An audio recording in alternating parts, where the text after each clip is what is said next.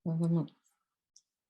O que nós vimos ontem, né, sobre o que nós falamos? Então, ontem a gente falou um pouquinho sobre o mundo da sustentabilidade, o papel do empreendedor, o perfil do empreendedor, as habilidades que ele deve ter, as competências, com foco sempre na sustentabilidade, né? Então, quem que é esse empreendedor sustentável? Hoje a gente vai continuar falando ainda do empreendedor, mas a gente vai entrar mais a fundo no negócio. Então, a gente vai falar de missão, visão, valores de negócios sustentáveis. A gente vai falar quem são os stakeholders, qual a importância dos stakeholders para a gente e por que a gente precisa cuidar dos stakeholders. A gente vai pensar um pouquinho no produto que a gente está estruturando, nas fontes de financiamento, e a gente, como eu prometi ontem, hoje a gente vai falar das objeções, né? Quais são as principais objeções que a gente enfrenta. Bom, então, ontem a gente começou a construir o nosso roadmap, né? Então, hoje a gente vai dar continuidade a esse roadmap que espero que no sábado a gente termine, né? Para que no domingo a gente tenha a nossa aula de fechamento, onde eu vou contar para vocês os 3 segredos do empreendedor da sustentabilidade, tá? Mas isso, segredo, só no domingo. A gente viu esse quadro ontem, que a gente falou com o que a gente está tendo que conviver nesses dias, né? Então, a questão do aquecimento global, do degelo dos glaciais, do esgotamento das fontes de energia, da escassez de água, do uso inadequado do solo, e a gente falou também sobre a poluição. Depois a gente falou dos outros problemas sociais, né, que é o fim do emprego, o abismo social, a violência, a pobreza, a pressão dos políticos e religião, e aí a gente acabou aí. Agora, o que eu vou fazer? Né? Olha que legal. Eu vou pegar todas essas coisas que a gente viu e eu vou juntar essas coisas em 5 grupos, tá? Pessoas, prosperidade, paz, parceria e planeta. Então, se eu tenho aquela série de problemas que eu tenho que conviver com elas, eu vou ter que buscar a solução. E aí eu vou agrupar em cinco grandes grupos, tá? Pessoas. O que a gente viu? Um dos maiores problemas é pobreza, violência, religião, fim de emprego. Então, assim, o que eu posso fazer? Né? Como é que eu posso trabalhar para reduzir ou para mitigar os problemas sociais? Prosperidade. Né? Como é que eu posso fazer para garantir uma vida próspera e em harmonia com a natureza, porque a gente tem que pensar na prosperidade, mas uma prosperidade que não detone o meio ambiente, uma prosperidade que não acabe com o planeta, não é? Então, como é que eu vou fazer para conseguir garantir essa prosperidade das pessoas de uma forma homogênea? Né? Se a gente for olhar os dados da ONU, a gente vai perceber o quê? Que os índices sociais eles aumentaram bastante nos últimos anos, pré-pandemia, tá? Agora, os indicadores sociais aumentaram, mas eles não aumentaram de uma forma homogênea. A gente percebe que tem determinadas regiões do planeta que, ao invés de terem um progresso ou um aumento na qualidade de vida, teve um decréscimo, né? Enquanto outros países tiveram um ganho na prosperidade. Então, o que a gente tem que fazer? A gente tem que buscar mecanismos para que essa prosperidade seja homogênea, né? Mesmo quando a gente pensa em Brasil, né, nos ganhos do Brasil, se a gente for olhar o Brasil com uma lupa, a gente vai perceber que determinadas regiões, nos últimos tempos, prosperaram bastante, mas determinadas regiões estão esquecidas, né? Então, assim, pensando em termos de Brasil, o que eu tenho que fazer? Promover essa equidade social. Paz, né? O que é isso? A gente tem que pensar como que a gente vai promover sociedades pacíficas, justas e inclusivas. Eu vou pular para o planeta, né? Como eu posso contribuir para proteger mais os recursos do planeta, para ajudar na questão do clima, né? Para preservar mais esse lugar que a gente vive, né? Que a gente chama de nossa casa, né? O nosso planeta é a nossa casa, né? Eu faço parte dele, né? Eu sou um ser integrante, né? E o último, que não é o último, né? Que eu deixei para o último, é a questão da parceria, né? Como é que eu posso fazer para trabalhar de uma forma parceira? Como é que eu posso fazer para contribuir com outras pessoas? Como é que eu posso fazer para ajudar, né? Então, eu diria o seguinte, para a gente, tudo isso daqui é importante, né? Quem está se propondo a trabalhar num negócio sustentável, tudo isso é muito importante, né? Agora, a gente tem que aprender a trabalhar com isso, né? Aprender a trabalhar com a parceria.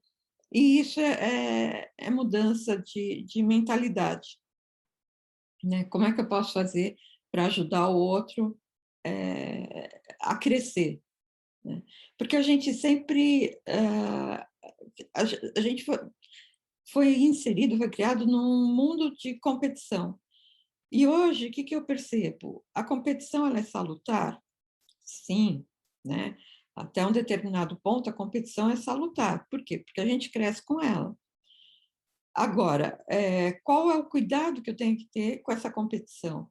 Eu não posso deixar que a competição destrua o outro. Eu não posso deixar que a competição destrua sociedades, né?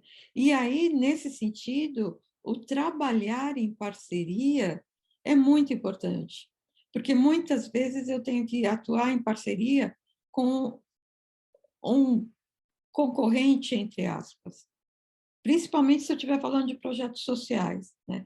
Quantas vezes uma entidade não tem que se associar a outra para tentar ajudar ou para tentar solucionar um determinado problema, né? Agora, isso, de novo, é uma mudança de mindset, é uma mudança de comportamento, da forma de pensar. Agora, olha que bacana, a gente vai pegar tudo isso e vai explodir, né? O que é isso? São os objetivos do desenvolvimento sustentável. Então, eu consigo agrupar os 17 objetivos nesses 5 grandes grupos: pessoas, prosperidade, paz, parceria e planeta. Tá? Eu não sei se todos conhecem as ODS, né? Se todos que estão aqui conhecem. Se não, qualquer site ou da ONU ou de alguma de organizações relacionadas à ONU tem os 17 objetivos, né? E para a gente que é um empreendedor social, conhecer esses 17 objetivos é super importante. Por quê? Eu não tenho condições de trabalhar para os 17 objetivos, tá? Não tenho. Por quê? Ou porque eu não tenho braços para isso, ou porque não tem a ver com o meu negócio. Mas eu tenho condições de atuar mais focada em alguns deles, tá? Então, eu conheço os 17, mas, por exemplo, eu não trabalho com energia renovável, né? Por quê? Não é minha praia, eu não conheço, né? E tem empresas que fazem isso muito melhor do que eu. Então, o que que eu vou fazer? Claro, eu vou fazer tudo possível para apoiar esse movimento. Mas, ui, desculpa, mas assim, onde eu atuo fortemente é aqui, no 17, né? É aqui que é o meu ponto forte. Por quê? Porque isso eu faço muito bem, né? Onde que eu atuo bem? No 4, né? Por quê? Porque eu dou aula, eu sou professora, então eu tenho a obrigação de o 4 e o 17 eu fazer isso muito bem. Claro que quando eu penso em empresa, eu olho o 5, né? Então, eu tenho uma preocupação com equidade de gênero. Claro que na minha empresa eu tenho uma preocupação com a vida saudável de todas as pessoas que trabalham comigo, não é? Então, assim, eu tento atuar com os 17, mas eu foco mais no 4 e no 17. Por quê? Porque é onde eu tenho mais competência, tá? É onde eu tenho mais é, habilidade, aptidão, conhecimento, tá? Não quer dizer que os outros 15 não são importantes, não. Eles fazem parte da minha vida também, né? Mas assim, eu dou foco. Meu negócio é esse, meu negócio é o 4, meu negócio é o 17. Eu não dou mentoria para sustentabilidade? Dou. Então, eu conheço bem o 15, conheço 14, conheço 13, conheço 12, conheço 11, conheço tudo isso. Agora, o meu negócio, a minha missão é educação e parceria. Tudo bem? Parece, faz sentido isso que eu estou falando ou não? Deixa eu... Se vocês quiserem falar, coloca no bate-papo que eu abro o microfone, tá bom?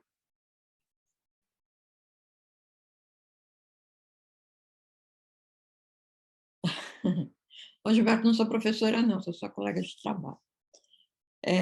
Então, é assim, a, a gente tem que focar nos 17, tá? Mas existe uma coisa que é a tua missão, que a gente vai falar daqui a pouquinho. Então, assim, o que que é a tua missão? A missão é, eu montei uma empresa, eu criei uma empresa para fazer tal coisa, tá? Então, eu tenho uma empresa que é de educação e mentoria. Então, qual que é o meu objetivo? É ajudar as empresas a crescerem, a alavancarem. Então, o meu foco é o objetivo 4 e é o objetivo 17. Por quê? Porque isso é a missão que está na minha empresa. Agora, não quer dizer que eu não esteja preocupada com os outros 15, com as outras 15 ODS. Mas é o que eu falei, eu não vou montar uma empresa de energia renovável. Por quê? Porque tem gente que sabe isso melhor do que eu. Tem gente que tem mais competência do que eu para trabalhar com energia renovável. Então, eu tenho competência de gestão, 17. Eu posso ajudar quem tem a missão nas energias renováveis. Mas eu não vou ter uma empresa de energia renovável. A minha missão não é ter a empresa, a minha missão está aqui, ó, é ajudar. A minha missão é dar educação. Eu tenho amigos que estão aqui, ó, eles trabalham com cidades inteligentes, né? Por quê? Porque eles têm competência, eles entendem muito de tecnologia, né? Eu não tenho competência para isso, né? Eu não entendo de tecnologia a ponto de informatizar uma cidade. Não é minha praia. Se eu fizer isso, eu posso fazer? Posso. Mas eu vou ter que estudar, vou ter que aprender. Então, eu vou demorar um tempo até ser boa nisso. Agora, essas pessoas que, que, que eu conheço, que trabalham com cidades inteligentes, Eles têm preocupação com a equidade de gênero, eles têm preocupação com a inserção, eles têm preocupação com mar, com praia, né? Por quê? É uma preocupação grande, mas a missão é o 11, tá?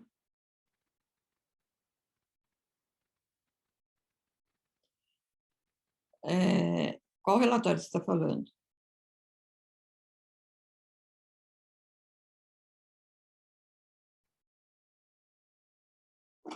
Do GRI?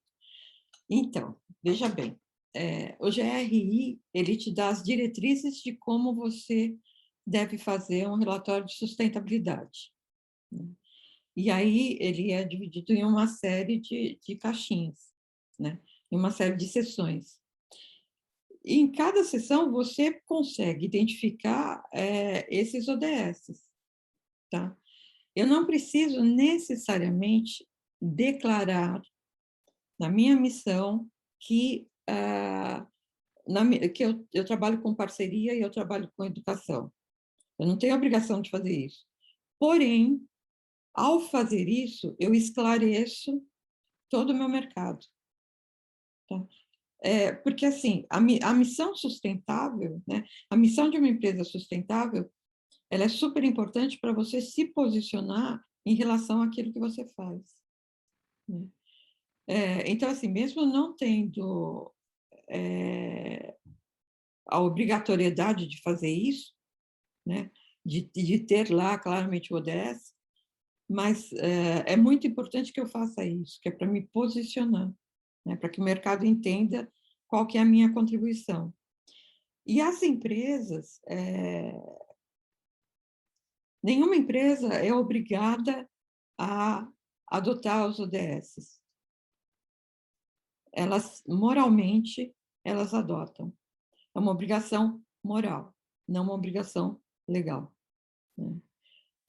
E o cuidado que a gente tem que ter, Lúcio, com a história do greenwashing.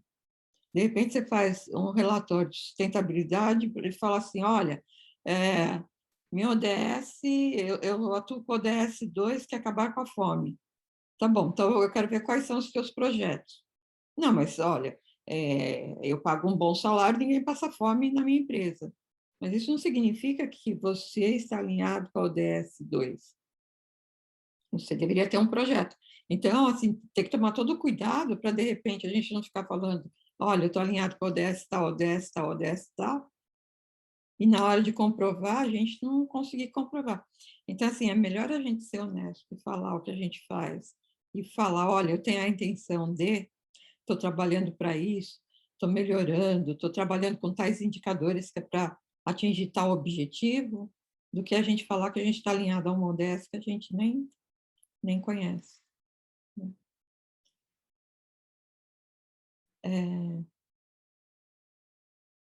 Então, o que é a missão, né? A missão é a declaração do meu motivo, né? Por que eu existo? Por que eu abri uma empresa? Por que eu criei uma empresa? Né? Qual que é a minha missão de vida? Né?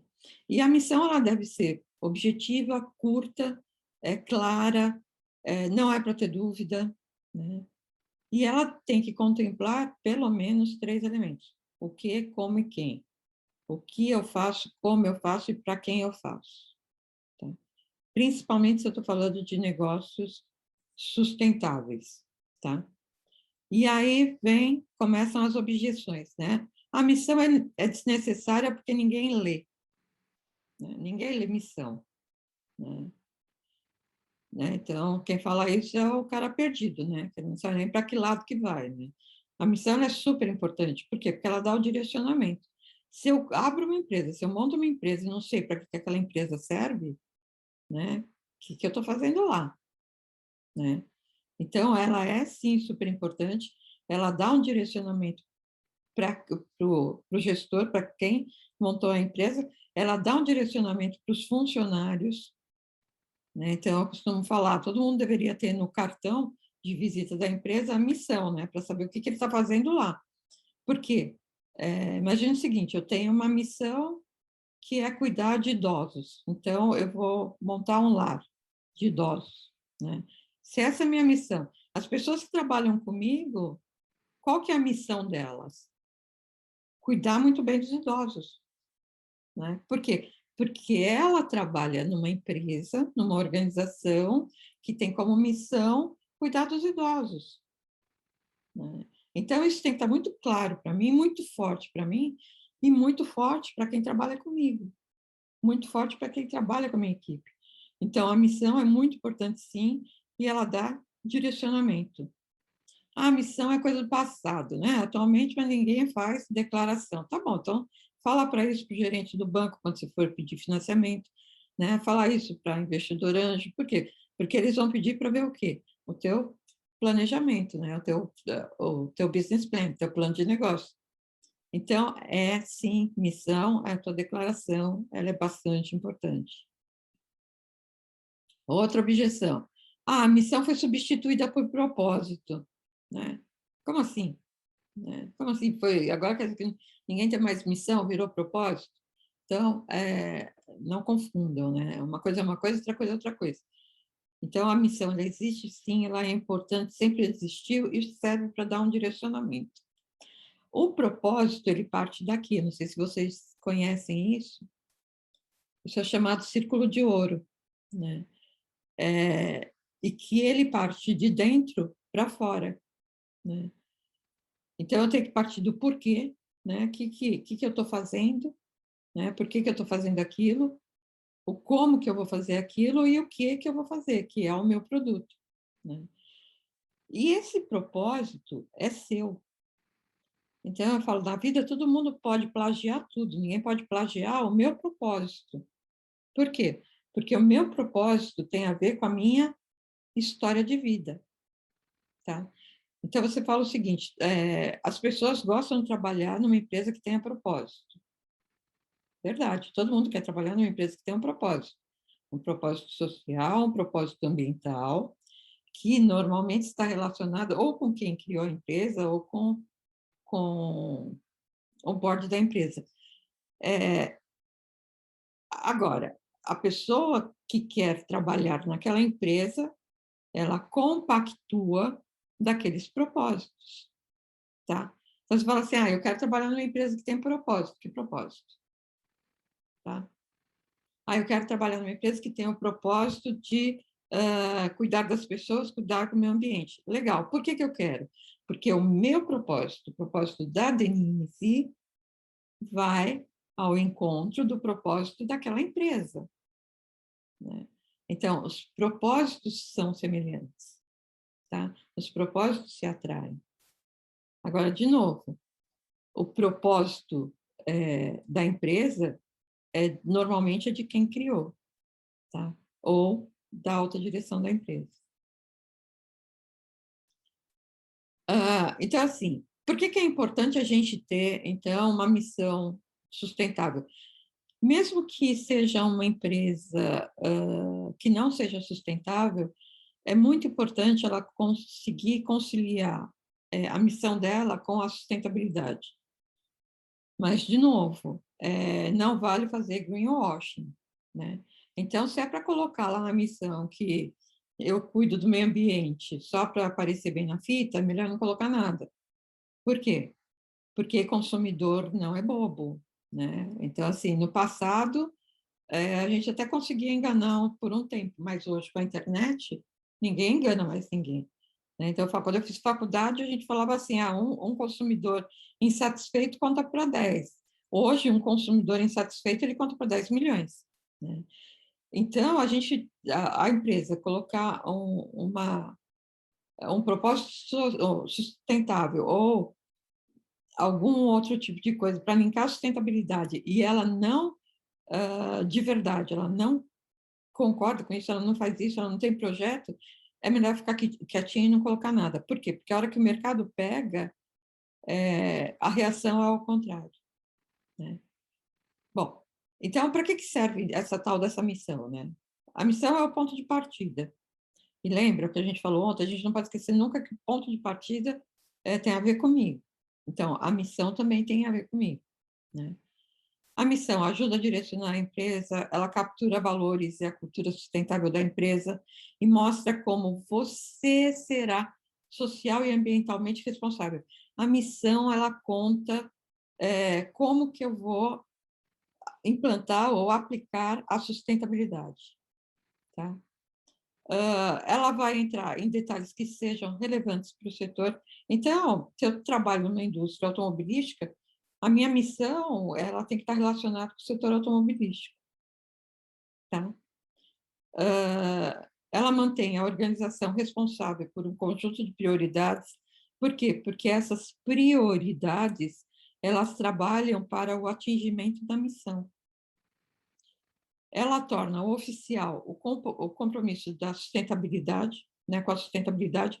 Por quê? Porque está escrito lá, agora está lá no papelzinho. Né? Então, todo mundo, a hora que entrar no site da Denise, olhar a missão da Denise, vai ver se a Denise, de verdade, se ela está cumprindo aquilo que ela falou. Está lá, está escrito. Né? Então, é oficial. Depois, ela oferece a chance de perceber melhorias contínuas. Lembra, a gente trabalha a vida inteira atrás da melhoria contínua, né? E quando que a gente atinge, né? A gente trabalha a vida inteira na busca pela excelência. E eu falo, quando que a gente atinge a excelência, né? Se a gente for espírita, né? Eu vou falar, nem quando a gente vira anjinho, né? Porque a vida é uma constante evolução. Então, assim, eu trabalho constantemente para evoluir, né? Mas eu tenho a convicção de que a excelência eu nunca vou atingir. Por quê? Porque sempre dá para melhorar um pouquinho. Sempre tem alguma coisa para melhorar. E a partir do momento que eu me acomodo, né, naquele estágio, bom, cheguei onde eu queria, agora sou a excelente, não tenho mais nada para fazer, né? Não tenho mais nada para melhorar. O que acontece comigo? Eu morro, né? Eu fico para trás. A vida passa e eu vou ficar curtindo a ilusão de que eu vivo na excelência. Né? Bom, a missão é o que move a gente, né? Então, a sua missão é o que te move. Se for preciso para fazer a missão, envolva a equipe, envolva os funcionários. É legal envolver a equipe, porque a gente pega o comprometimento das pessoas. Tem técnicas para isso, né? Tem técnicas de brainstorming, né? Para a gente conseguir a participação de todos, né? E é importante porque a gente tem o comprometimento, né? Agora, de novo, não tem missão perfeita, né? Agora, uma missão sustentável, ela tem que ter 3 pontos principais, né? Porque a sustentabilidade é importante, né? No que a gente acredita, qual que é o nosso objetivo final, o que a gente vai fazer, como que a gente vai chegar lá, né? E quais são os critérios de sucesso. Por quê? Porque, de alguma forma, eu vou ter que medir, eu vou ter que ter sistemas de medição para ver se eu estou conseguindo atingir aqueles objetivos que eu coloquei lá na missão. A gente tem aquilo que a gente mede, né? Se eu não medir, eu não sei se eu estou indo bem ou se eu estou indo mal, né? Se eu estou dentro ou se eu estou fora do caminho. Então, a medição é super importante, inclusive para a missão, né? Ou principalmente para a missão. Se a missão é o que eu vim fazer aqui, a visão é onde eu pretendo chegar. Então, o que é uma declaração de visão? Eu quero ser a maior empresa de formação, de alavancagem de pequenas empresas, eu quero ser a mentora mais reconhecida do Brasil, eu quero ser, sei lá, valorizada pelo meu trabalho. Agora, qual que é o cuidado que eu tenho que tomar com tudo isso? Né? Então, assim, a visão é o meu sonho. Né? E aí eu falo, qual que é o meu sonho? O meu sonho é ser a mentora mais reconhecida do Brasil por impulsionar mais empresas. Tá bom. O que isso quer dizer? O que é ser a mentora mais reconhecida do Brasil? O que que é reconhecimento? Reconhecimento é o número de seguidores ou é o meu faturamento? Né? Reconhecimento é receber vários convites internacionais ou é ser convidada por várias empresas brasileiras para dar mentoria? O que que é reconhecimento? Tá? Então, assim, eu preciso traduzir a minha visão, né? Então, assim, eu preciso... A visão, normalmente, a gente escreve, porque a gente escreve a visão de uma forma intangível, né? Então, assim, eu quero ser ter o maior reconhecimento. Tá bom, cara pálida, mas o que é ter o maior reconhecimento, né? Então, eu preciso colocar no papel o que para mim é reconhecimento. Porque reconhecimento, para mim, com certeza, é diferente de reconhecimento para outras pessoas, tá? Então, tá bom, olha, ser reconhecida para mim é fechar pelo menos 20 contratos com grandes empresas por ano. Pô, legal, né? Então, ser reconhecida é fechar 20 contratos. Qual, como é que você vai chegar a esses 20 contratos? Por quê? Dessa visão, eu vou ter que estabelecer os meus passos, né? Então, eu quero atender 20, legal. Como você vai fazer para chegar nesses 20? Qual que é a métrica que você vai usar? Então, 20 grande, 20 pequena, 20 com qual faturamento? Como é que você vai traduzir essa visão para o teu resultado? Então, assim, qual que é o sutil da missão? É a gente criar, desculpa, o sutil da visão. É a gente criar visão que eu consiga quantificar e que eu consiga acompanhar, né? Porque é aquela tal história, eu quero ser a mais reconhecida, né? Ah, para minha família eu sou, né?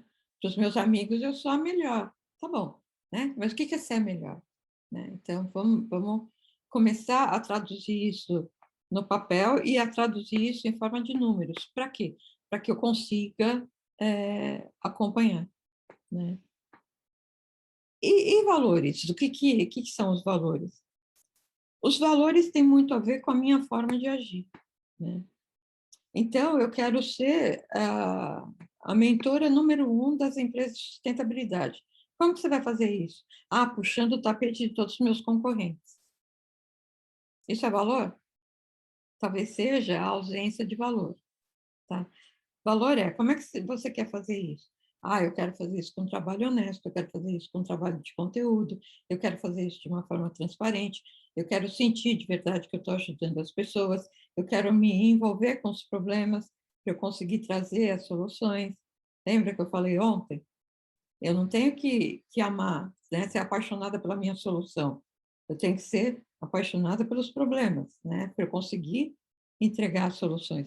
Então, assim, o valor tem muito a ver com o meu jeito de ser, né? E quem vai estar comigo, né? Quem vai querer trabalhar comigo? Pessoas que compactuam do meu valor. Então, se o meu valor é um valor sacana, né? É um valor de corrupção, né? De pagar propina, quem que vai estar perto de mim, né? Pessoas que pensam como eu. Agora, se eu tenho um outro valor que procura beneficiar a sociedade como um todo, que tem uma preocupação social, que tem uma preocupação ambiental, quem que vai querer se aliar a mim? Pessoas que têm os mesmos valores. Tá? Então, a gente fala assim, o valor não é tão importante. É super importante. Por quê? Porque é quem eu vou atrair. Né? E aí, o cara que está acostumado a agir de uma forma com valores diferentes do meu, a hora que ele dá de cara com os meus valores, ele tem duas opções, ou ele muda ou ele vai embora. Né? Porque eu também não quero comigo gente que não compactue dos mesmos valores. E aí, né, muito legal, eu já preparei a minha missão, já preparei minha visão, né, os meus valores, né, já vi todos aqueles problemas que estão lá atrás, que eu coloquei no começo do nosso encontro, né? Já me alinhei aos ODS e tal, e l'argent que é bom, né? Por quê? Porque o empreendimento sustentável, ele é um negócio, né? Então, assim, é o que eu falei ontem, ele tem uma missão social, ele tem uma missão voltada para a sustentabilidade. Mas lembra, as 3 bolas que eu mostrei, elas tinham o mesmo tamanho. É o ambiental, o social e o econômico, não é? Então, eu posso ser a pessoa mais bem intencionada do mundo, mas se eu não tiver dinheiro, se eu não tiver uma fonte de financiamento, o meu lar de idosos não roda, né? A minha creche não roda, a minha escola não roda. Então, assim, o que eu preciso fazer, né? Eu preciso pensar em como que essa missão será financiada. Eu vou entrar com dinheiro meu? Vou entrar com capital próprio? Eu vou pedir um auxílio para um anjo, para um investidor anjo? Eu vou entrar com linhas de crédito? Vou pedir financiamento? Né? Quem que vai financiar isso? Né? Então, e assim, eu comentei ontem, vou comentar hoje de novo. Uma das maiores falhas das empresas que trabalham com sustentabilidade é achar que, porque elas têm uma missão social, porque elas têm uma missão sustentável, elas não podem ganhar dinheiro. Tá? A prosperidade não faz mal para ninguém. Tá? Temos, sim, que ser prósperos. Por quê? Porque se o meu negócio for próspero, ele cresce. Se o meu negócio cresce, eu consigo empregar mais pessoas, eu consigo ajudar mais famílias, eu consigo ajudar a comunidade onde eu estou inserida. Então, a gente tem que parar de achar que negócio social não é para ganhar dinheiro. Existe uma coisa que é você fazer a distribuição de lucros. Não, não é. Ninguém vai querer ganhar dinheiro para sair distribuindo dinheiro para todo mundo, ter direito à isenção de imposto, para pagar menos imposto, para eu ganhar mais para dar o dinheiro para o acionista, né, para dar o dinheiro para o sócio. Não é isso que eu estou falando. O que eu estou falando os negócios sustentáveis, eles têm que ser autossustentáveis, né? Então, assim, eles têm que ganhar dinheiro para sobreviver. Ah, mas eu tenho uma creche lá na comunidade do meu bairro e eu conto com a ajuda de todo mundo. Pô, que legal, né? Que bom. Mas que mais, né? Então, se as pessoas pararem de te ajudar, a creche fecha? É isso que eu estou entendendo, né? Ah, eu tenho um lar de idoso que vive da ajuda de não sei o quê. Pô, legal, né? Quer dizer que se as pessoas pararem de ajudar, os idosos vão para a rua? É isso que eu estou entendendo? Então, a gente tem sim que pensar em formas de se autossustentar, tá? Não estou falando em enriquecimento ilícito, não estou falando em ficar rico com uma ONG para ajudar o primo pobre, não é nada disso que eu estou falando. É a gente ganhar para fazer o nosso negócio crescer e ajudar outras pessoas. Assim, só para dar alguns exemplos para vocês. A maioria das universidades privadas, quer dizer, a maioria até um tempo atrás, vai, hoje com a entrada das grandes, eu já não sei mais, mas tem grandes instituições de ensino que elas são empresas sociais, né? Então, por exemplo, a GV, né, ela é mantida pela FGV, que é uma fundação. Uma fundação é uma empresa do terceiro setor, né? E a GV não vive de doações. A PUC, Pontifícia Universidade Católica, ela é ligada à Universidade Católica. Ela não vive de doações, né? O Mackenzie é ligado à Igreja Presbiteriana. é, a Beneficência Portuguesa, né? O hospital. Ele é uma empresa de terceiro setor, né? Não vive só de doação. O Einstein é uma empresa de terceiro setor. Então, e o que essas empresas fazem? O lucro que elas reinvestem no negócio, né? Esse negócio cresce e elas ganham mais dinheiro, elas crescem mais, elas empregam mais e elas conseguem prestar serviços melhores, né, para a comunidade. E aí, depois eu vou deixar vocês me contestarem, né, porque eu vou deixar mais lição de casa para vocês, né, que é o quê? Vocês pensam em construir um negócio sustentável, né, e a receita desse negócio vai vir de onde? Né? Ele está baseado em quê? Então, agora,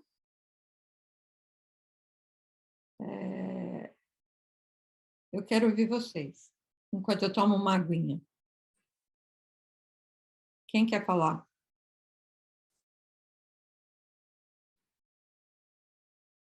Aí, Marcelo, deixa eu te achar. Deixa eu te liberar aqui. Acho que você pode abrir o som. Tá. Me ouvindo? Tudo bem? Boa noite. Tudo bem. Então, deu um nó aqui, porque assim, eu tenho a minha empresa, Tá. certo? Nós estamos no mercado já faz alguns anos, né? E, na realidade, a gente nunca parou para pensar muito nessa coisa de missão, assim, para colocar no papel mesmo. A gente sempre fica, né? Hoje a gente vai fazer, hoje a gente vai fazer. E tem um esboço, mas a missão, vamos supor, se eu tivesse que fazer a missão hoje, Hum, programar essa missão hoje, escrever ela, botar ela no papel hoje, seria com um objetivo. Agora, já mudou meu pensamento. E o objetivo da missão da minha empresa seria junto com a sustentabilidade. tá. Porque até então, eu nunca tinha pensado nisso, né? Então, e o teu negócio dá para alinhavar com a missão. Desculpa, com a sustentabilidade. Sim, Você consegue alinhavar. sim. Então, a minha pergunta é como que isso ficaria assim visível, né? Então, a missão é uma frase, tá bom? Então, na tua frase, você tem que dizer, olha, pensa o seguinte, você vai rascunhar, tá bom? Pega um pedaço de papel e rascunha. Você pensa assim, eu abri a minha empresa para quê? Aí você coloca no papel, tá? Abri a minha empresa para... Tá bom. Quem eu quero atender? Né? Atender o fulano, fulano, ciclano. Tá bom. Então, você já tem por que você criou a tua empresa e quem que ela vai atender. Agora está faltando o recheio, tá? No recheio é que você vai colocar como que você trabalha, qual que é a preocupação que você tem com as pessoas, qual que é a preocupação que você tem com o meio ambiente, tá? Então, você sabe por que você existe, para quem você trabalha e como é que você vai fazer isso, tá? Esse é o recheio da tua missão. Tá, Sim ou não? quebra-cabeça. Foi um tal assim, foi um tá que não me convenceu. Não, não, é porque assim, a cabeça tá a mil, né? Então, quer dizer, na realidade, assim, cheia de ideias, né? Que nem agora mesmo, enquanto eu estava falando, eu estava pensando assim, poxa, como é que eu vou alcançar o que eu quero? Eu vou ter que ir atrás dos grandões, que no meu caso seria HP, Brother, e saber como é que eles fazem esse processo todo e como é que eu chego lá, porque eu sou pequena, né? no mesmo final que eles, né? No mesmo... Márcia, sabe o que que eu acho que é o mais difícil? É a gente saber o que a gente quer. Isso é o mais difícil, eu acho. Porque a gente sabendo o que a gente quer, a gente tendo bem claro o que a gente quer, a gente começa a perseguir aquilo e começa a abrir os caminhos, sabe? Assim, você começa a ir atrás. Então, assim, você vai fazer planejamento, você vai dar um passo de cada vez, sabe? Então, assim, eu acho que o mais difícil na vida é a gente descobrir o que a gente quer. Depois que a gente descobre, a gente vai atrás, vai à luta. Mas é colocar no papel e deixar, né, acontecer. Né? E a gente tem a ideia de que tem que sair um negócio perfeito, né? Não, não tem que sair nada perfeito. Você vai rabiscar no papel. A hora que tiver bem consolidado as suas ideias, aí você escreve a frase, né? Aí você prega na entrada da tua empresa, que é para você não esquecer, para os teus funcionários não esquecerem, para o teu cliente não esquecer, teu fornecedor não esquecer. A missão é super importante. O Gilberto levantou a mão. Gilberto quer perguntar alguma coisa? Boa noite a todos.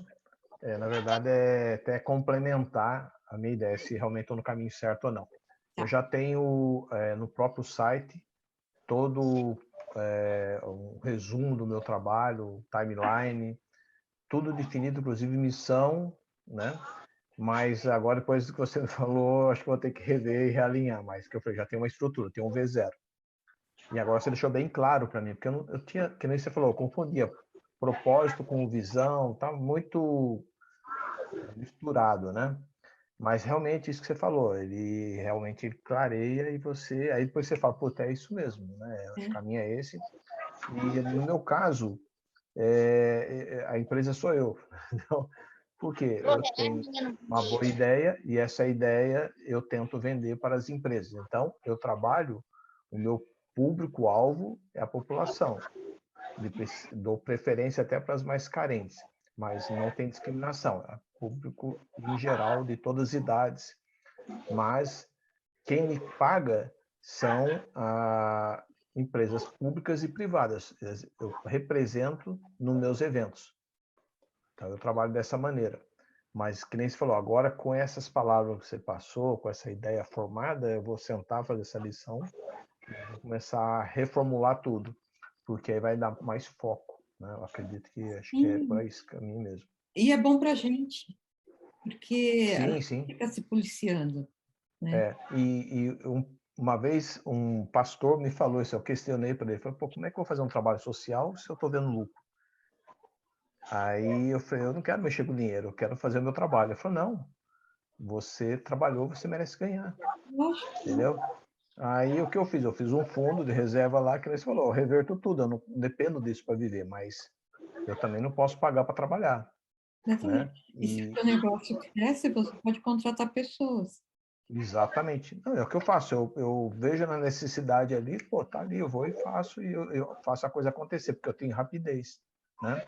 E agora tirou essa carga da minha consciência. Eu falei, não, eu trabalho, eu mereço receber. E até para você argumentar, porque eu tenho vários convites. Eu já trabalhei muito de graça, mas porque eu tinha um segundo interesse de ganhar visibilidade. Só que agora não, depois de 10 anos eu tenho conhecimento, habilidade, domino o assunto, não preciso mais trabalhar de graça, eu tenho um nome a zelar. E o que você faz tem um valor. Tem um valor, Você exatamente. não cobra, as pessoas não valorizam.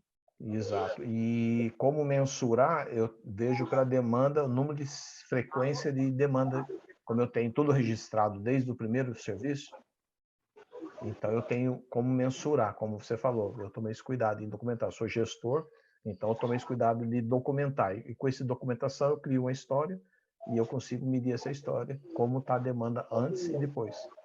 Então eu estou indo por esse caminho, né? E medir é super importante. Sim, não, como que eu vou mostrar? O dono do dinheiro, você tem que mostrar números. Ele te dá 10 minutinhos, você enrolou muito, ele te deixa de escanteio. Gaguejou. Gaguejou, você perdeu, né? Mas está muito legal essa ideia, está vindo para reforçar que eu estou no caminho certo e o que eu estou errando já estou detectando aqui, anotando tudo. Que bom. O Daniel, quer falar alguma coisa?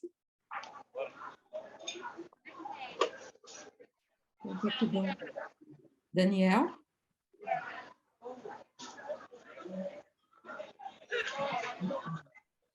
Bom, então vamos que vamos?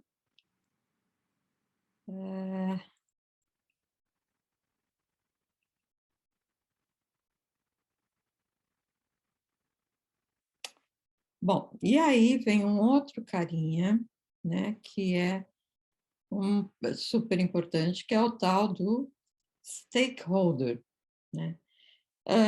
Stakeholder, em português, são partes interessadas.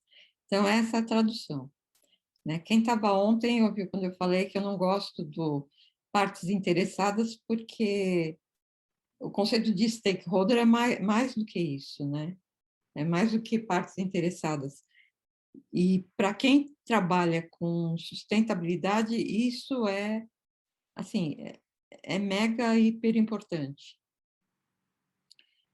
Então, assim, quem são os stakeholders, né? São todos aqueles que têm interesse na organização, mas que a organização também tem interesse nele, né? Então, um sindicato é stakeholder? É. Por quê? O sindicato tem interesse na organização? Tem. A organização tem interesse no sindicato? Tem.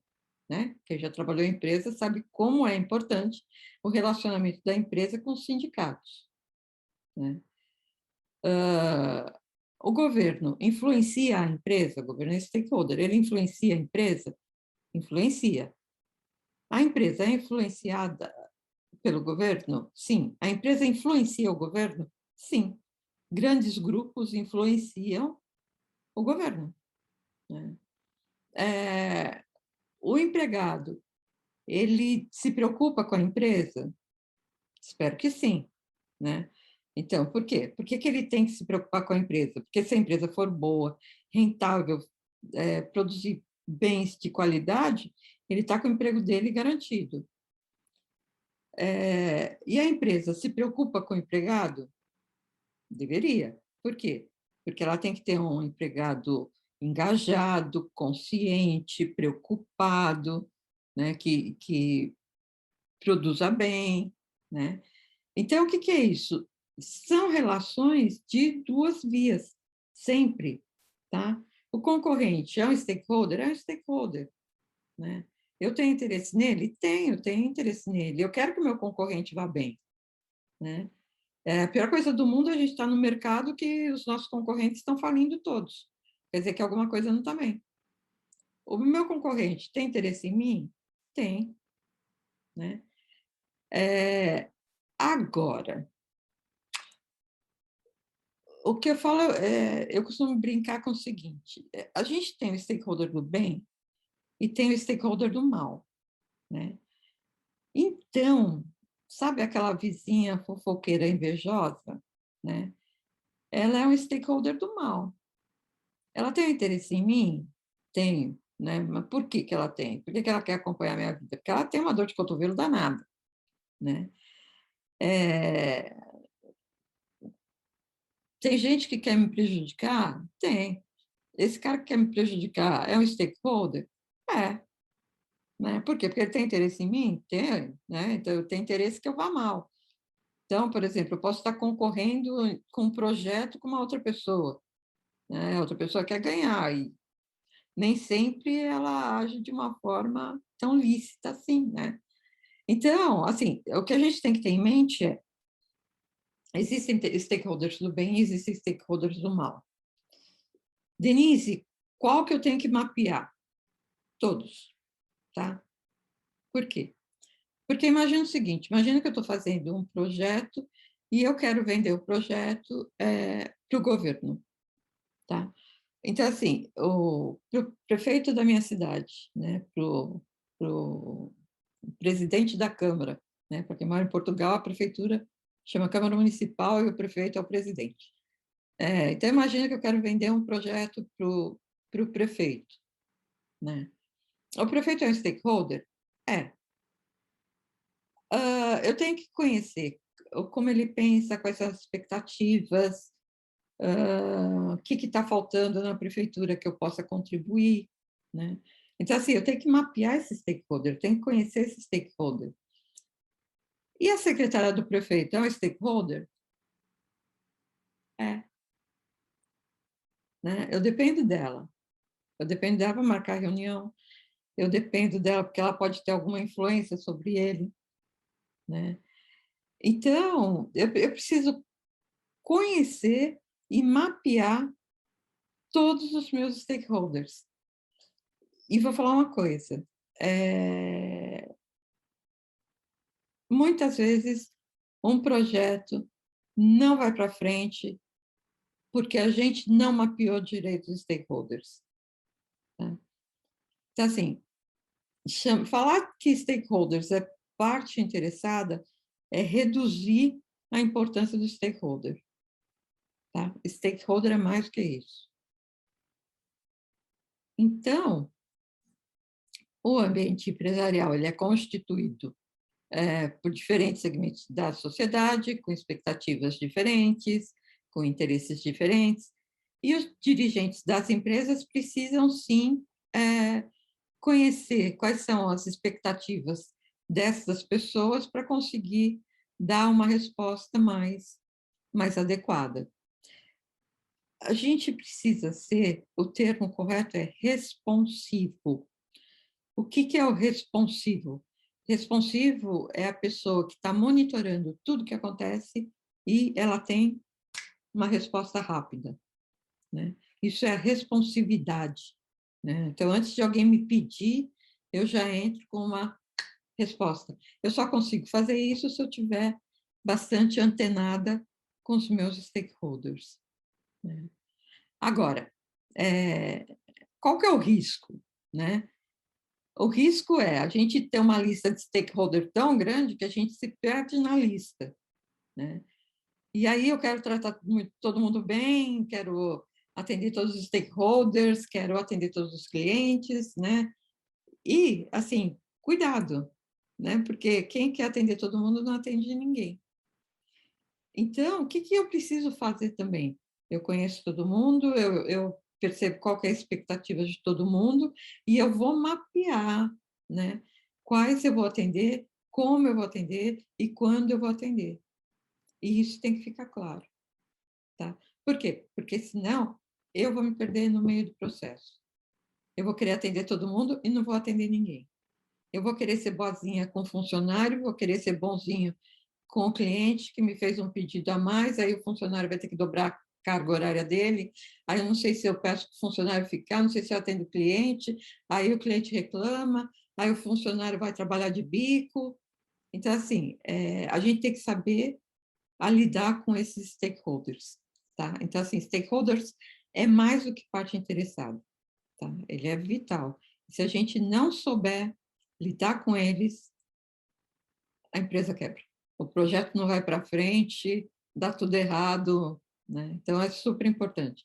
E, de novo, tem stakeholder do bem e stakeholder do mal, né? Não se esqueçam disso, infelizmente. Graças a Deus, a maioria é do bem, assim espero.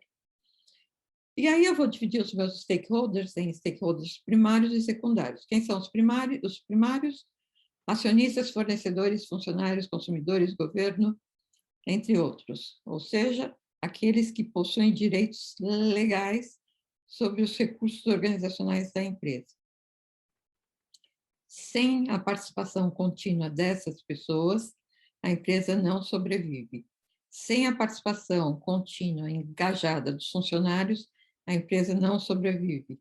Sem o governo, a empresa não sobrevive. Sem consumidores, e por aí vai, tá bom? Quais são os stakeholders secundários? A comunidade e outros grupos. Os direitos legais sobre os recursos organizacionais é menos estabelecidos em lei. Porém, a empresa vive para eles, né? Notadamente. Então, imagine o seguinte, por mais capitalista que seja a minha empresa, ela vive ou ela depende da comunidade onde ela está inserida, né? Então, imagina o seguinte, imagina que, por exemplo, tem um colégio em São Paulo que as crianças têm que atravessar a estrada para ir para a escola, né? Então, o que eles fizeram? Eles colocaram segurança em cima da ponte que faz a travessia para a escola. Quem são esses seguranças? São funcionários da escola, né? Agora, a partir do momento que eles estão na ponte, eles cuidam não só das crianças, como das pessoas normais, das pessoas que vivem naquela comunidade. Então, eles ajudam a atravessar a rua, eles dão mais atenção, né? Então, assim, eles são funcionários da comunidade, da escola, mas eles participam da comunidade, eles ajudam a cuidar da comunidade. Quando a gente fala em responsabilidade social, o que a gente pensa? E principalmente na visão do capitalismo dos stakeholders, né? Então, o que é o capitalismo dos stakeholders? Deixa eu compartilhar aqui para vocês me verem melhor, porque eu vou contar a historinha, né? Então, como é que surge essa história dos stakeholders, dos shareholders? O que é essa história de capitalismo dos stakeholders, né?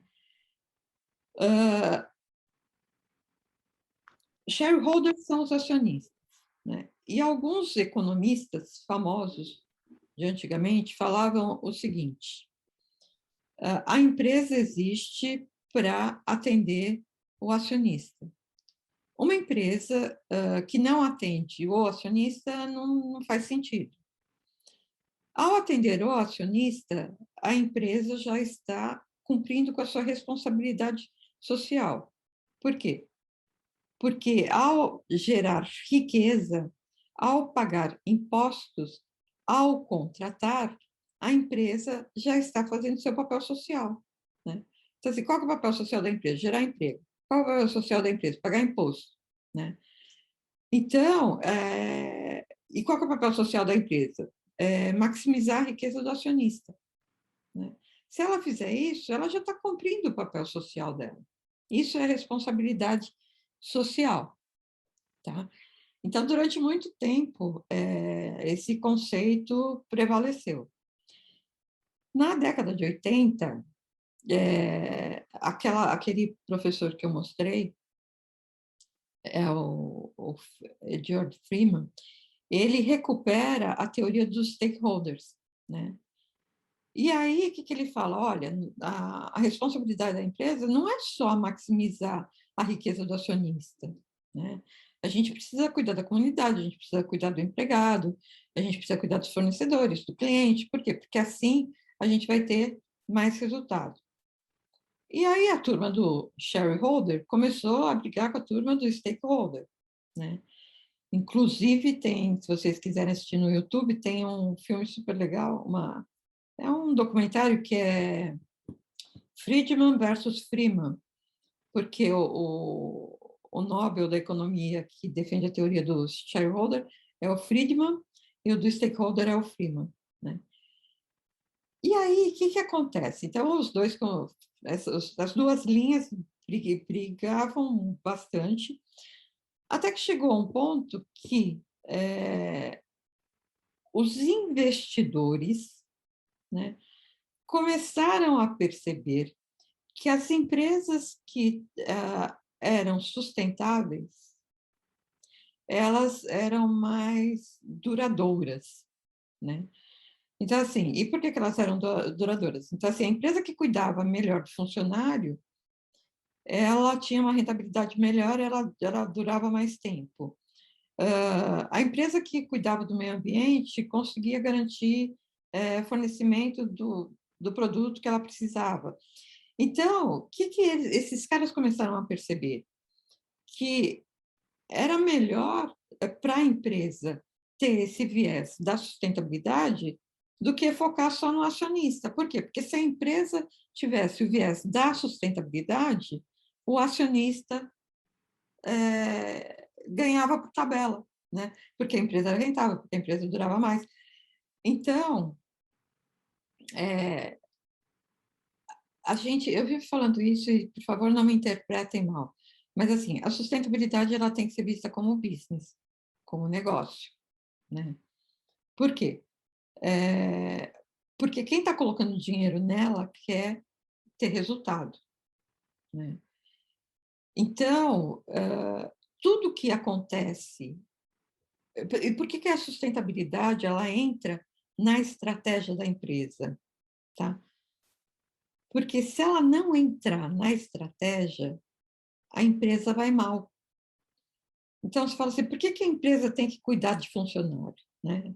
Cuidar do funcionário, ter responsabilidade com o funcionário, se preocupar com esse stakeholder, que é o funcionário, né? Isso é responsabilidade social. E por que isso é bom para a empresa? Porque ela começa a atrair funcionários melhores, gente mais capacitada, gente mais engajada, né? E qual que é o retorno disso para a empresa? Produtividade. O cara feliz, ele trabalha mais, né? E ele trabalha mais, ele trabalha melhor, ele traz mais riqueza para a empresa. Por que a empresa precisa cuidar do cliente dela? Né? Por que eu, como empresa, não posso vender? Eu tenho restaurante, eu vou vender comida estragada para o meu cliente, que é para não perder o que está no estoque. Porque se eu faço isso, eu prejudico o meu cliente. Né? Meu cliente fica doente, morre, não volta nunca mais. Então, quem que eu estou prejudicando? Eu estou prejudicando o meu cliente? Claro, mas eu estou prejudicando o meu negócio. Né? Então, sustentabilidade, ela é estratégia. Né? Ela tem que ser visto como um componente da estratégia da empresa. Né? Então, a preocupação com o cliente, preocupação com o fornecedor. Mesma coisa, eu vou começar a tratar mal o fornecedor, o que o fornecedor faz? Manda produto porcaria, me deixa para o final da fila, né? Não me dá prazo de pagamento. Então, é assim, ter responsabilidade, né, social, cuidar das pessoas, cuidar da comunidade, né? Ela só reverte em benefícios para a empresa. Né? Ontem a gente estava falando do ambiental. Então, assim, cuidar da água do meu escritório, eu vou ter um custo para trocar as torneiras. Não, você está fazendo um investimento, porque você está economizando água, e essa água que economiza reverte para você. Quer dizer, você vai ter um custo menor porque você está economizando água. Né? Olha que legal. Então, o meio ambiente ganha, você ganha, a comunidade ganha, né? Todo mundo sai ganhando com isso. Então, a gente precisa parar de ver sustentabilidade como aquela coisa lá né, de abraçar a árvore. Não é, sustentabilidade é negócio. E o que é o capitalismo do stakeholder? É o capitalismo percebendo que o stakeholder tem importância e que a gente tem que começar a compartilhar o valor. E quando eu digo valor, eu estou dizendo l'argent, dinheiro. Então, assim, o que as empresas estão percebendo? Elas estão percebendo que elas precisam permitir que a sua cadeia também seja rentável, para que elas continuem existindo. Então, quando a gente olha, tipo, Nestlé, Unilever, são empresas que têm vários projetos sociais para distribuir riqueza com a cadeia, porque elas distribuindo riqueza com a cadeia, elas continuam ganhando e ganham muito mais. Né? Então, na sustentabilidade, muitas vezes a gente não vê o resultado na conta amanhã, mas a gente sabe que esse resultado vai estar na minha conta, né, daqui a um tempo e vai ficar muito tempo por lá. Tudo bem, gente? Então, vamos que vamos. Vamos em frente, que atrás vem gente. Então, mais lição de casa, né? O que vocês vão ter que fazer? Vocês vão ter que fazer uma listinha, colocar nessa listinha quem são os stakeholders de vocês e quais são os stakeholders de vocês, né? Como que eles interferem, como eles influenciam, né, na empresa de vocês, tá? E ó quem está na listinha, planeta. Lembra ontem que eu falei? O planeta tem que estar... A Márcia fez um comentário, verdade, sem sustentabilidade, as empresas elas comprometem o crescimento delas. Depois, né, vamos começar a trabalhar a ideia de vocês, né, a ideia do negócio de vocês. Então, o que é o empreendedorismo tradicional, né, versus o empreendedorismo sustentável? O tradicional ele é individual, o sustentável pensa no coletivo. O tradicional ele produz bens e serviços para o mercado com foco no lucro. O sustentável ele pensa na comunidade e tem um foco social. Tá? Um tem foco no mercado e o outro tem um foco maior na comunidade. Ele busca soluções para problemas sociais e ambientais. A medida de desempenho do tradicional é o lucro. A medida de desempenho do social ou do sustentável é a transformação, é o impacto social e o impacto ambiental. O tradicional visa satisfazer as necessidades dos clientes e ampliar as potencialidades do negócio. O sustentável visa resgatar pessoas de situação de risco, promovê-las à cidadania, cuidar do meio ambiente, cuidar das praias, né? Então, assim, gente, de novo, pelo amor de Deus, ser empreendedor tem que ter estratégia, tá? Então, assim, o empreendedor sustentável, ele tem que ter estratégia, ele tem que ter planejamento. O cara é visionário? O cara é visionário. Tem que ser? Tem que ser. Mas ele tem que ser realista. É o que eu falei. Quem que vai sustentar teu negócio? Tá? Como é que eu vou ganhar dinheiro? Tem fornecedor para pagar, né? O comprometimento não é só com lucro, né? Mas é com soluções escaláveis. Vamos traduzir que diabo de solução escalável é isso? É você fazer o bem de forma escalável. Então, eu não quero só ajudar a minha vizinha do lado, né? Eu quero ajudar a minha comunidade. E como é que eu faço para ajudar cada vez mais pessoas, né? Crescendo, investindo em mim, aprendendo, conhecendo, envolvendo as pessoas, tá? Então, eu tenho que buscar alternativas do meu negócio crescer para que ele atenda mais pessoas, tá? Por quê? Porque o mundo precisa disso, tá? O mundo precisa de líderes que tenham soluções novas e inovadoras, tá? E sobrou para quem? Para quem é empreendedor social ou sustentável. Eu gosto muito de trabalhar com o pessoal, assim, com as teorias dos canadenses, né? Porque eu acho que eles são... o Canadá tem uma coisa que eu acho muito legal, que é assim, eles têm a tecnologia dos americanos, né? A inovação dos americanos, mas têm os valores europeus, né? Então, eles têm um lado social bastante bem legal, né? Se vocês puderem acompanhar trabalhos de autores canadenses, vocês vão perceber isso, né?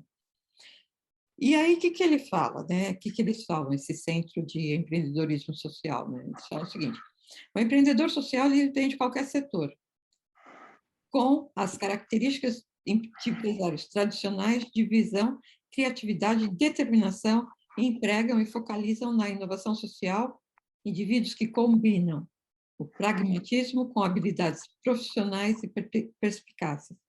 Ou seja, o empreendedor sustentável, ele tem que ter visão, criatividade, estratégia, método, gestão, inovação, tem que ter tudo que o outro tem. Só que a diferença é que ele tem uma missão que é social, né? Uma preocupação maior. Mais lição de casa. Olha só, eu quero que vocês olhem por aí, tem alguém com o áudio ligado, e façam uma listinha de 3 ideias que são legais para ter um negócio sustentável. Tudo bem até aqui, gente? Sim ou não? Sim, professora. Muito bem. Então, vamos continuar? Vamos que vamos?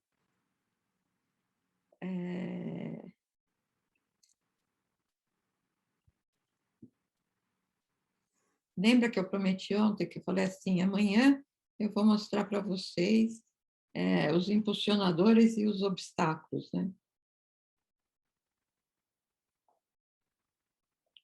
Então, assim, o que a gente aprendeu até agora? Que existem, o verdinho, né? Várias coisas que ajudam, ou que permitem, ou que me forçam, ou que me impulsiona, né, a pensar de uma forma sustentável, né? Então, o que é isso? São o propósito dos múltiplos stakeholders, casos de negócios de sucesso, né? Tem vários cases de empresas que adotaram a sustentabilidade e tiveram sucesso. A harmonização com os critérios ESG. Eu sei que aqui vai aparecer dúvidas e depois vocês me colocam as dúvidas.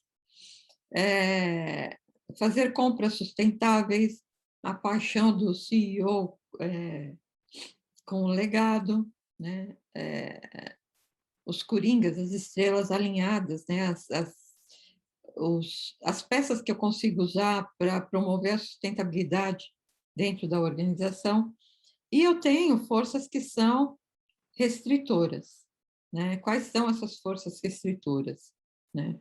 A questão dos acionistas, que eu acabei de colocar, né? Então, acionista quadradinho acha que a empresa só tem que dar lucro para ele, né? Então, aquele cara que só pensa no dinheiro. Tem alguns casos de negócios que a gente achava que a empresa era sustentável de verdade, aí, quando a gente vai olhar o relatório da empresa, a gente vê que não é bem assim, né? Uma confusão danada sobre critérios ESG com sustentabilidade. É muito bom que hoje o Brasil fale tanto em ESG. É muito ruim que as pessoas estejam confundindo ESG com sustentabilidade, né? Aquela história da empresa querer comprar sempre o mais barato, né? A compra de menor custo, o mindset de CEOs, né? Porque ainda existe muito CEO que acha que sustentabilidade é besteira, né? Coisa de quem não tem o que fazer, ficar abraçando árvore. E as próprias políticas internas, que elas acabam, sem querer, atrapalhando até quem tem a boa vontade de implantar modelos mais sustentáveis, né? E aí a gente consegue dividir essas restrições em 4 grupos, né? Que são outras prioridades, o medo da reação, a organização já faz o suficiente e essa mudança de mentalidade. Então, o que essas outras prioridades, né? Então, a gente vai lá feliz, contente, vender o nosso projetinho sustentável, né? E aí a gente escuta, agora não é o momento para isso, eu tenho outras prioridades, o Brasil está em crise, eu preciso me preocupar em ganhar dinheiro, né? É muito difícil implantar tudo isso. Nossa, essa coisa de sustentabilidade, nossa, é muito difícil isso. Pelo amor de Deus, eu tenho que mudar tudo, gastar uma dinheirama, né? Meu cliente não faz isso, né? Para que que eu quero? Meu cliente não exige isso, né? Ah, tem um monte de gente que faz essa baboseira aí. Então, assim, são coisas que a gente escuta o tempo todo, né? E a gente vai até ficando tristinho, né? Você fala, pô, mas será que eu sou a única pessoa da face da Terra que estou vendo que o negócio está errado, né? Então, o que é isso? São os opositores que têm outras prioridades. E aí a gente tem aqueles que têm medo, né? Então, imagina, se eu for falar para todo mundo que eu faço, que eu tenho estratégias sustentáveis, eles vão achar que eu estou fazendo greenwashing, né? Então, não, é melhor deixar quieto para ninguém saber, né? Ou então, os meus coleguinhas de trabalho vão achar que eu estou querendo ganhar espaço com o chefe, né? Que eu estou querendo me autopromover, né? Pô, tem tanta gente disputando dinheiro para projeto sério, né? Eu vou ficar falando de sustentabilidade, né? É melhor não, né? Ou a empresa falar assim, bom, agora se eu for assumir que eu estou num projeto sustentável, isso significa que a vida inteira eu fiz coisa errada, né? E agora eu estou querendo corrigir as porcarias que eu fiz. Tem aqueles que acham que a empresa já faz o suficiente, né? Então, eu já cuido do meio ambiente, né? Já cuido, eu dou creche aqui para os meus funcionários, eu tenho uma responsabilidade social, né? E, e aí, assim, às vezes até eles se sentem ofendidos, né? Porque você fala, olha, mas você podia fazer tal coisa, né? Vamos melhorar aqui, vamos colocar um contador para ver quanto você gasta de água de verdade, né? Para a gente monitorar isso. E o cara fica ofendido. Eu falo, imagina, você está louco? Você acha que eu não fiz, nunca fiz isso? Você acha que eu não sei gerenciar a água da minha empresa? Né? Imagina, eu tenho os controles aqui, tudo que eu faço está perfeito, né? E a gente tem aqueles né, que acham que está tudo bem, né? Se fosse bom, né, que tivesse que aprender isso, tinha curso de MBA para isso, né? Tolinho, ele não sabe, mas existe curso de MBA para isso. Ah, se fosse importante, o governo estava colocando mais taxas, impostos, tolinho. Tem multa para isso também, né? Então, a gente sempre encontra uma série de gente se opondo à ideia da sustentabilidade. E eu já encontrei na minha vida bastante, assim, um monte de gente,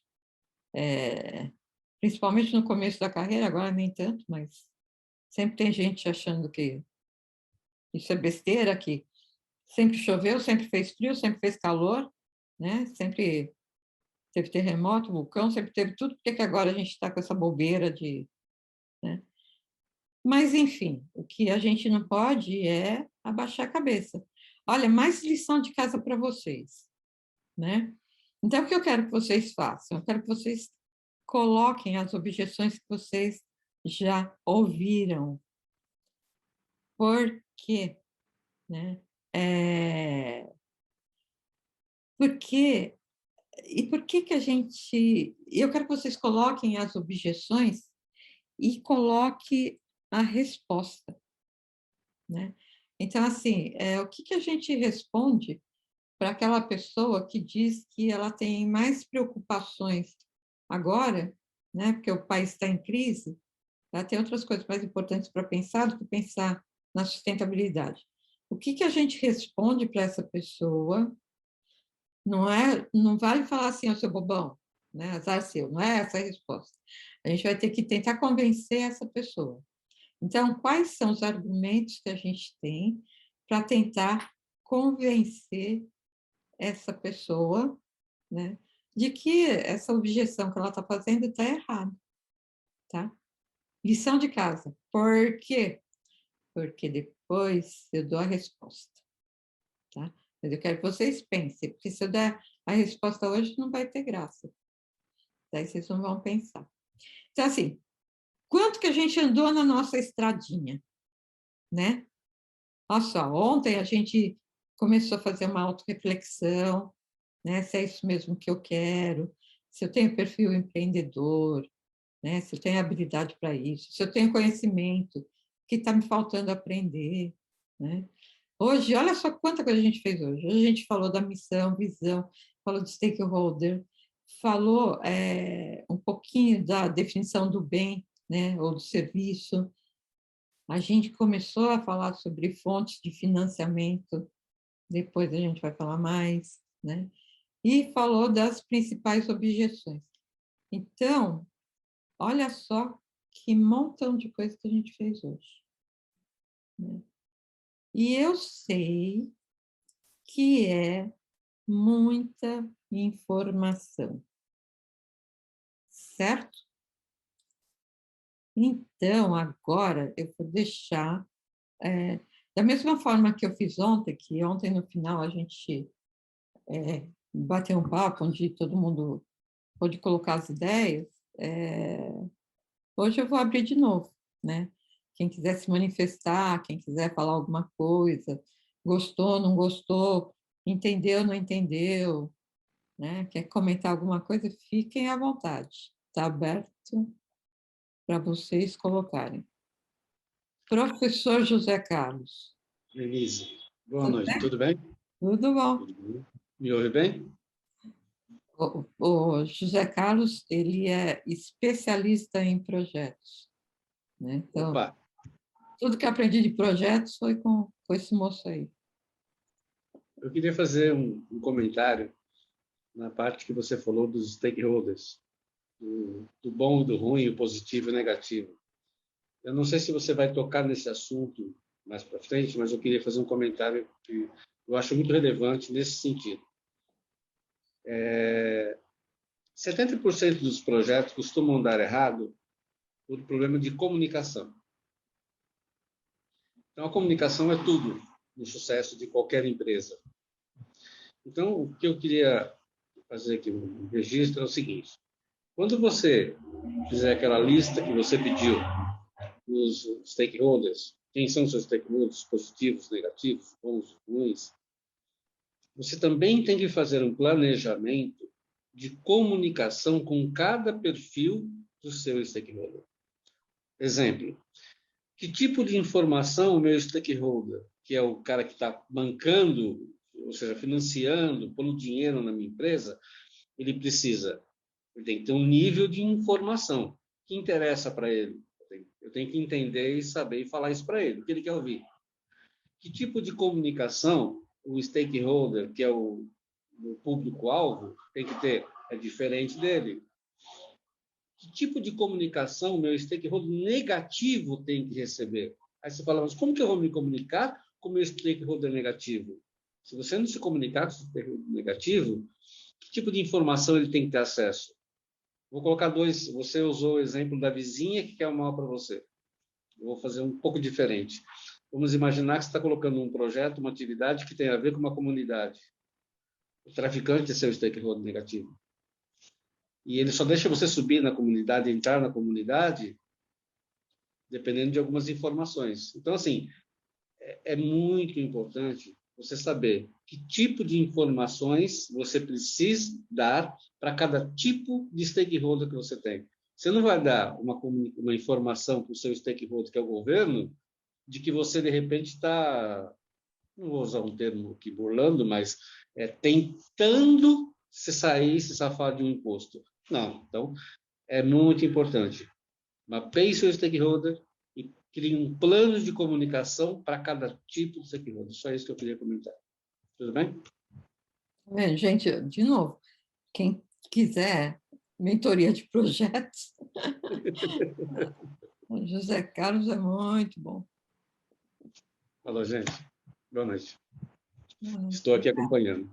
E parabéns pelo trabalho. Está excelente, tá? Obrigada. Oi, Márcia, pode ligar, abrir o teu som. Vamos lá. Eu queria que você falasse um pouco mais a respeito dessa harmonização ESG. Verdade, eu falei que ia sair a dúvida, né? Então, assim, o que é o ESG? né? O ESG são critérios que surgiram há uns 100 anos atrás, ou mais,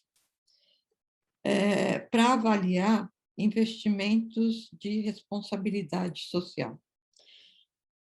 Então, assim, os analistas eles precisavam ter alguns critérios para poder avaliar se aquele projeto realmente era um projeto que tinha responsabilidade ou não.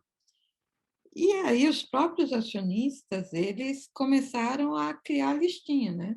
Então, o que a gente vai olhar? A gente vai olhar como é que trata os funcionários, se tem mão de obra escrava, se o funcionário é registrado, se ele é sindicalizado. Tará. Então, assim, imagina isso, há 100 e tantos anos lá atrás, né? Eles começaram a fazer a listinha. Por quê? Porque a Igreja Metodista, olha como isso é antigo, em torno de 1860, um pastor uma vez fez um discurso, e no discurso ele falou assim: não invista no seu vizinho se o negócio dele não for bom para a comunidade. Tá? Um pastor falou isso na pregação. Tá? E o que era um negócio que não era bom para a comunidade? Era negócios relacionados a tráfico, a drogas, a armamento, né? E aí ficou essa história dos negócios que não eram bons para a comunidade, né?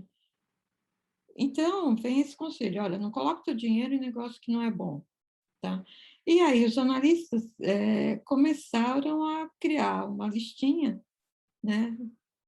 Então, o que a gente vai olhar? Vai olhar isso, vai olhar se cuida de pessoa, vai olhar se polui, vai olhar se joga lixo no rio, blá, blá, blá. Agora, à medida que o tempo foi passando, essa listinha foi se aprimorando, né? Eles começaram a melhorar aquela listinha e deixou de ser uma listinha e virou um critério. Então, assim, o que são os critérios ESG?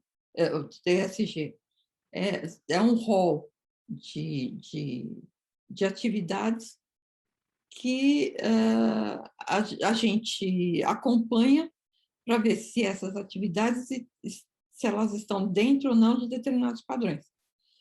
Agora, de novo, eu não consigo falar assim, olha, a empresa, a Ambev gasta muita água, então a Ambev ela é pior do que, sei lá, do que a Votorantim, que gasta menos água.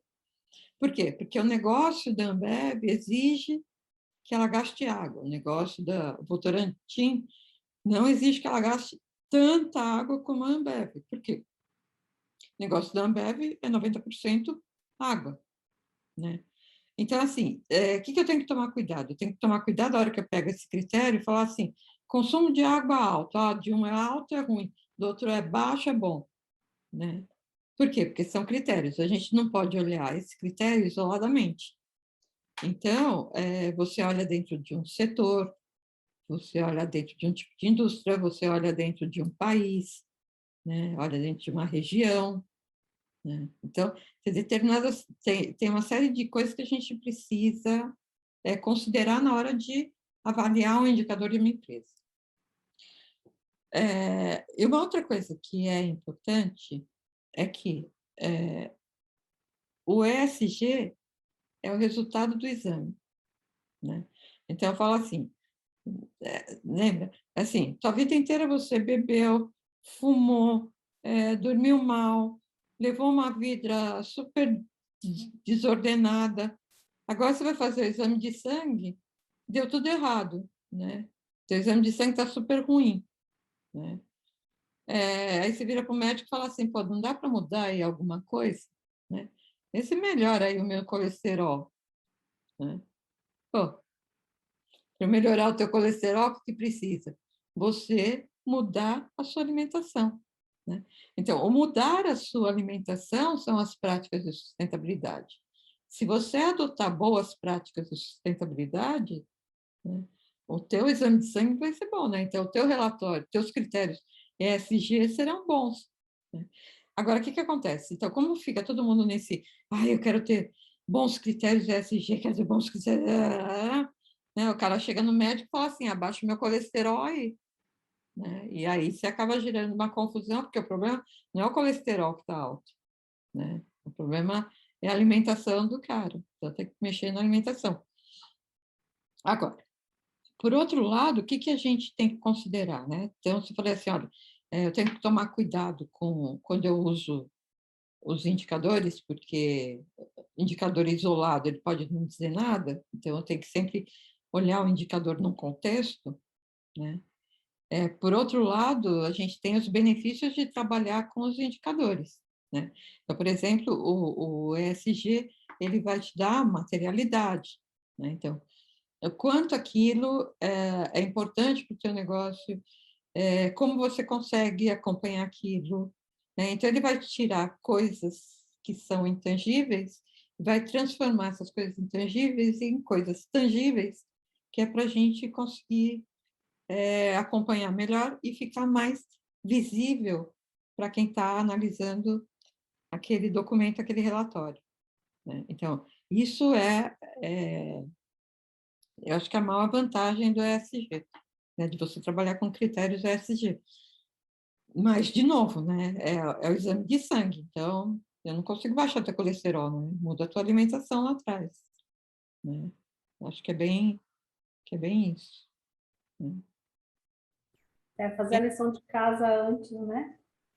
Pois é, né? Então, você chega no médico e fala. Uhum. Tem gente que até mata o médico, né? Pega o resultado do exame e fala, tá ruim, né? Você já ouviu essa história, você mata o mensageiro, né?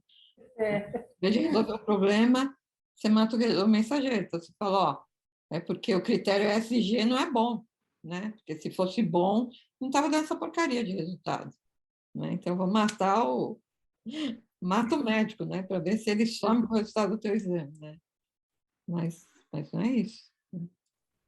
De novo, assim, infelizmente o Brasil se apegou na história do ESG, infelizmente, mas por outro lado tem a vantagem de fazer com que a gente passe a olhar para alguma coisa que estava ficando esquecida, né?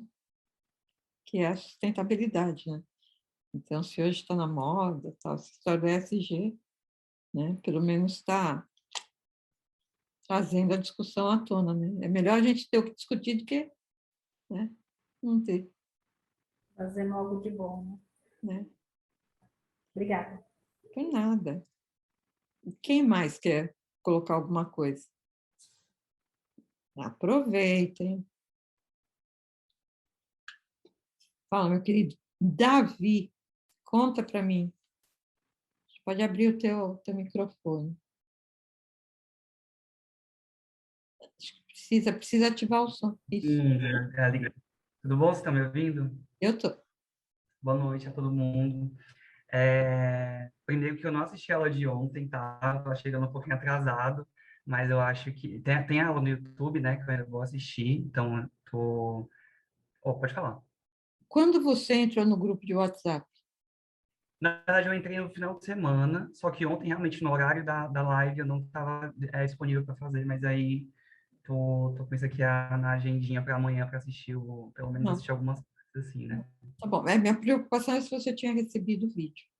Não, recebi sim. Inclusive, adorei a estratégia de colocar no YouTube como listado, enfim, para o pessoal inscrito, muito bom.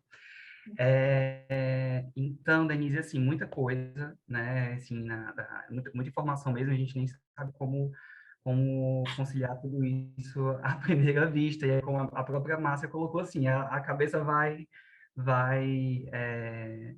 trabalhando nesse momento, né? Mas, assim, uma das coisas que eu queria... Primeiro, a questão do greenwashing, independente de você não estar falando diretamente sobre isso ao longo das aulas, ela está implícita em tudo que você está falando, assim, por exemplo, essa questão desse exemplo do exame de sangue, por exemplo, provavelmente seria um greenwashing se o médico, tá bom, toma aqui, deixa eu mudar aqui teu exame, ou deixa eu colocar aqui um outro indicador para, sabe, medir o seu colesterol, alguma coisa do tipo, né? Então, está muito implícito. E é uma coisa que me interessa muito, que eu estou fazendo uma pós da PUC, do Rio Grande do Sul, de responsabilidade social, sustentabilidade, direitos humanos, responsabilidade social e cidadania global. E uma das coisas que me interessa muito, até para fazer o meu TCC no final do curso, é sobre greenwashing. Ainda não sei exatamente o que vai ser, né? Mas, assim, uma coisa que eu queria te perguntar muito, eu acho que vai... Eu vou falar mais Pode de falar. greenwashing quando eu estiver falando de comunicação. Perfeito, perfeito. Sobre transparência e tudo mais, né? Imagino. Mas uma coisa que eu queria te perguntar muito, já desde o início, é o seguinte: de onde que surgiu a pressão para que houvesse, como você enxerga, para que houvesse essa onda de sustentabilidade? É dos acionistas? É das empresas? Porque, assim, como é que você enxerga os acionistas hoje, né? Deve ter uma galera que, assim como se diz sustentável e tudo mais, mas ainda está investindo em empresas extremamente questionáveis nesses aspectos, né? Por outro lado, tem gente que quer ser sustentável, mas não consegue fazer todo esse trabalho para conseguir um investimento, né? É, Você avalia. é Davi ou David? Davi. Então, é assim, na verdade, todo esse movimento não é de hoje, né? Uhum. Então, tipo, eu contei a história do pastor lá, que foi fazer a pregação dele, né? Falou, ó, não invista no teu vizinho se o negócio dele não for legal. Você tem os movimentos da tua área social, seria legal você estudar a história de como nascem as questões sociais, que elas nascem principalmente na Alemanha, e com um engenheiro, né? Eu não lembro o nome dele agora, mas ela nasce com um engenheiro que ele começa a criar cooperativa para os trabalhadores porque ele acha que os trabalhadores são explorados, né? Então ele começa a nascer a ideia de corporativismo, mas a ideia da cooperativa no sentido de um ajudar o outro, né? E no ambiental, você começa a ver os movimentos em 1958, na Inglaterra, quando eles tentam entender a história daquele smog lá, que foi o fog, né, que morreu um monte de gente, né, que até passa no filme The Crown, né, que mostra a secretária do Churchill lá, que ela é atropelada porque o ônibus não enxerga ela e tal. Então, a Inglaterra começa a estudar em 58, depois se tem em 59 se tem o Japão, em 62 se tem um livro de uma moça chamada Raquel Carson, que ela escreve um livro chamado Primavera Silenciosa, que chama Primavera Silenciosa porque os pássaros não cantam mais. Aí você fala, por que não canta? Porque morreu, né? Morreu do quê? Né? Morreu de DDT. Então, ela faz um escarcéu danado, aí você tem a movimentação da indústria química, que começa a querer entender por que essa bióloga aí está falando, né? Então, a indústria química começa a se movimentar, começa a criar os termos de responsabilidade da indústria química. Aí, em 72, você tem o Clube de Roma, que encomenda um relatório para o MIT chamado Limites do Crescimento, que é o primeiro estudo que fala que se a gente não mudar o nosso comportamento, em 100 anos esgotava todos os recursos do planeta. O relatório foi escrito em 1972, então a previsão era que em 2072 esgotassem os recursos do planeta. Essa data já passou para 2050. E tem gente achando que não chega em 2040. Suficiente, Agora, e aí quando você vai... Então, assim, então você tem a indústria meio que... Aí começa a ter as comissões de meio ambiente e tal. Mas a indústria entra mesmo, pega para valer, depois da Rio 92, né?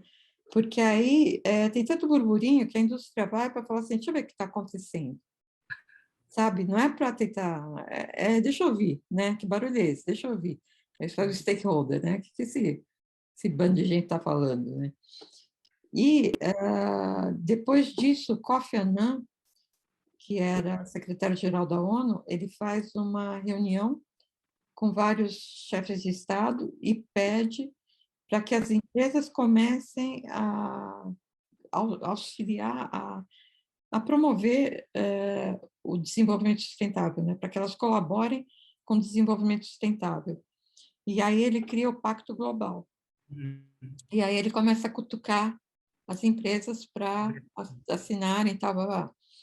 Aí depois, acho que no final dos anos 90, a ONU cria um outro documento chamado Prime, que é para as escolas de negócios começarem a formar gestores que tenham essa preocupação com a sustentabilidade. Você já tem algumas escolas assinando o Prime. O Brasil demorou para assinar. Assim, as escolas do Brasil têm uma ou outra que assinaram. E aí, o que começou a acontecer? O pessoal de banco, principalmente o pessoal que trabalha com seguradora, quando começou a pipocar os eventos, os caras começaram a ficar mais ligados e começaram a entrar na conversa. E aí, em 2020, acho, que foi quando o BlackRock lá fez o pronunciamento e falou, ó, agora só vou gerenciar ações de empresas só comercializo ações de empresas que tenham sustentabilidade. Então, vocês entram na linha, ou a partir de 2030 está fora. E aí você tem os bancos europeus falando, a partir de 2030 não tem mais empréstimo para empresa que não seja sustentável. E aí você teve, antes disso, teve o Acordo de Paris, né, que foi o que estabeleceu a data de 2030, e você tem a Europa se posicionando pesado, falando que ela vai... O recado que a Europa deu é o seguinte, ela falou assim, eu sou líder, eu quero ser líder, e o meu modelo de liderança vai forçar os outros países a adotar uma agenda mais sustentável. Naturalmente, não é fazendo o discurso de tentar trazer as empresas e tudo para a sustentabilidade, é no sentido de vai acontecer, se preparem, né? Não, a Mais ou menos assim. Europa... Eu digo, a Europa faz com que os outros naturalmente se pressionem a fazer por conta dela. Ela passa o né? recado. Ela te passa o recado. Ela fala, amigo, se você quiser vender para mim, porque, inclusive, se você entrar no Green Deal da União Europeia, eles chegam a falar que eles vão começar a estabelecer quais são os critérios de compra. Ou seja, para entrar na Europa vai ter que seguir o critério de compra que a União Europeia estipular. Isso está no Green Deal. Né? Então, aí você fala assim, agora, por outro lado, então, e além disso, o que você tem? Então, você tem o consumidor jovem, né? Jovem até 30 anos, né? Que são os milênios, né? 32 e tal, e dos milênios para baixo, né? Que, assim, estão fazendo um movimento legal, né? Então, assim, é o pessoal que está fazendo barulho. E é o pessoal que está mudando o comportamento de compra. Então, é o cara que está falando, olha, começou com segunda-feira, eu não como mais carne. Né? Aí o cara descobriu que ele não morreu deixando de comer carne na segunda-feira, ele passou a comer, deixar de comer carne segunda, terça, quarta, quinta, sexta, agora ele come no churrasco, se não tiver, não faz falta. Então, você começa a perceber uma mudança de comportamento para abrir do mão da carne, e tem pesquisas, né, que falam, por que você está abrindo mão da carne? Né? É preferência alimentar ou é uma preocupação ambiental? E o cara vai lá e fala, não, é preocupação ambiental. Né?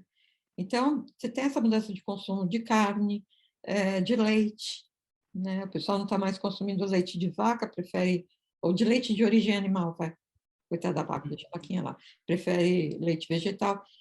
E você tem uma mudança de comportamento do sentido de que eu preciso me locomover, mas eu não preciso necessariamente ter carro. Né? Então, o consumidor ele aprende a usar carro sem ter a propriedade do carro. Né? E aí, isso daí também mexe com a indústria automobilística, né? Porque isso é muito forte, né? Você pega o jovem da minha época, o carro era sinônimo de, né, o must, né? Era o cara que, né? Tanto que você tinha, como é que é, a Maria Gasolina, né? Que eram as meninas que namoravam com os caras que tinham carro, porque o carro era né? Tem um livro que chama Marketing, Magia e Sedução, que ele faz esse link do carro com a sedução, né? Porque sim, o carro era tudo, né? Quase, é. E agora o cara fala assim, não quero carro, né? Vou de Uber. Aí você fala, como você vai de Uber, né? Filho, o que você quer no final do ano? Um carro? Né? Não, quero viajar. Né? Você fala, como você quer viajar? Né? Você não quer o carro? Estou te dizendo que não, eu quero viajar com os meus amigos de mochila, né? Vou ficar no Airbnb. Então, tudo isso são mudanças de comportamento do consumidor que pressiona a indústria. Então, pô, sabe, o acionista não é besta, né? O que movimenta o mundo é dinheiro, sinto muito, né? Então, ele escuta isso, ele escuta esses ruídos, e ele fala, vou colocar meu dinheiro onde? Vou colocar meu dinheiro nas empresas que estão preocupadas com isso. Por quê? Porque essas são as empresas que vão sobreviver. Né? Por isso que eu falo. Agora, eu falo o seguinte, não nos cabe julgar, tá? Então, se o cara está fazendo pelo amor ou pela dor, não é dele. O que eu quero é o resultado. Né? E aí você vê que é toda uma engrenagem de um que vai cobrando o outro, que vai pressionando o outro, né? Assim, e em toda a cadeia, né, dos stakeholders, eu imagino que é isso, né? É uns vigilantes dos outros e uns pressionando os outros, assim, para criarem essa estratégia de negócios sustentáveis na prática, no amor, né? Ou na marra, na dor, né? E para mim, sinceramente, eu não me preocupo com isso, que eu quero é o resultado. Tá? Eu não quero greenwash, mas eu quero resultado. Quando começar o greenwash, eu faço também outras perguntas. Tá? Obrigada. Quem mais? A cabeça da Márcia sai fumaça. Ninguém, João Guilherme, que está assim, tá aberto o áudio, quer perguntar alguma coisa? Não? Então, sendo assim, damos por finalizado o nosso encontro. Espero vocês amanhã, né, no mesmo bate-horário, bate-canal. Muito obrigada a todos, né, pelo prazer de compartilhar, né, a noite comigo. Palmas para vocês, gente. Muito obrigada. Amanhã eu acho que eu não consigo participar, tá? Ó, não quero nem saber. Lição de casa tem que fazer, tá bom? Você pode não vir na Tá aula, bom. tá Tá bom? bom. Mas a lição de casa tem que fazer, senão vai ficar para exame, hein? Tá bom. Não, mas depois você assiste o vídeo. Tá. Tá bom? Então, tá, obrigada. Tá bom. Obrigada por Boa vocês. noite. Beijo, boa noite e até amanhã.